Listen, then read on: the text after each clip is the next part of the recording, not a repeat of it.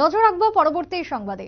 আসন্ন লোকসভা ভোটকে সামনে রেখে প্রচারের ঝড় বিজেপির। বিলোনিয়াতে আজকে একটি নির্বাচনী সভার আয়োজন করা হয়, যে নির্বাচনী সভায় দুটি লোকসভা আসনের শাসক জোটের প্রার্থীর সমর্থনে আয়োজন করা হয়েছে এবং ৩৫ বিলোনিয়া মণ্ডলের অন্তর্গত পূর্ব কলাবাড়িয়া গাঁও সভার মধ্য দিয়ে ৪০ নম্বর বুথে উপপ্রধান বাসুদেব দাসের বাড়িতে কিষাণ মোর্চার উদ্যোগে আজকের এই সভা। নির্বাচনী উঠান সভা এক প্রকার নাম দেওয়া হয় এবং যে সভার শুরুর আগে যোগদান সভারও আয়োজন করা হয় এবং সেখানে প্রায় ৫ পরিবারের ১৯ জন ভোটার সিপিএম কংগ্রেস দল ত্যাগ করে যোগদান করেছেন বিজেপির পতাকা দলে। তাদের হাতে দলীয় পতাকা দিয়ে বরণ করে নিলেন কিষাণ মোর্চার দক্ষিণ জেলার সভাপতি থেকে শুরু করে অন্যান্য নেতৃত্বরা। তবে লোকসভা ভোটের আগে বিজেপির শক্তি বৃদ্ধি এবং তার সঙ্গে সংগঠনকে চাঙ্গা করতে এই একের পর এক সভা এবং বৈঠকের আয়োজন।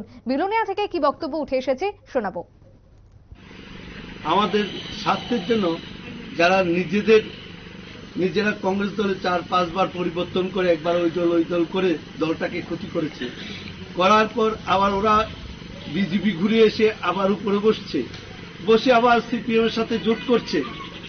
তো সিপিএম এর সাথে যারা জোটেই করতে যদি পারে, এখন যদি সিপিএম এর খুনিদের কাঁধে নিয়ে হাঁটতে পারে কংগ্রেসের যারা সিপিএম খুন করেছে বলতো, তারা একসময় কংগ্রেসে বলতো যে গুন্ডা, বুজুয়ার দল, সন্ত্রাসীর দল।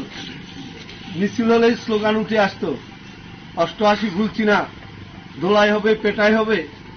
এই যে স্লোগানগুলো যারা দিত, এখন এখানে যারা কমিউনিস্টরা যদি কেউ আমার কথা শুনে থাকেন বা আমার কথাটা পৌঁছে দেবেন ওদের কাছে, যে তাহলে এই সংগ্রামটা আপনাদেরকে দিয়ে এই কমিউনিস্ট নেতারা কেন করালো? কেন আজকে বুজুয়ারে কাঁধে নিয়ে হাঁটবেন? কেন আজকে ৮৮ খুনিদেরকে কাঁধে নিয়ে হাঁটবেন? কেন? সংশ্লিষ্ট বিজেপি কর্মীর বক্তব্য আপনারা শুনলেন। লোকসভা ভোটকে সামনে রেখে এই বিশেষ সভার আয়োজন করা হয়েছে, যেখানে সভাকে কেন্দ্র করে কর্মী সমর্থকদের মধ্যে ব্যাপক উৎসাহ পরিলক্ষিত হয়। ছোট্ট একটা বিরতির পর ফিরবো, সঙ্গে থাকুন।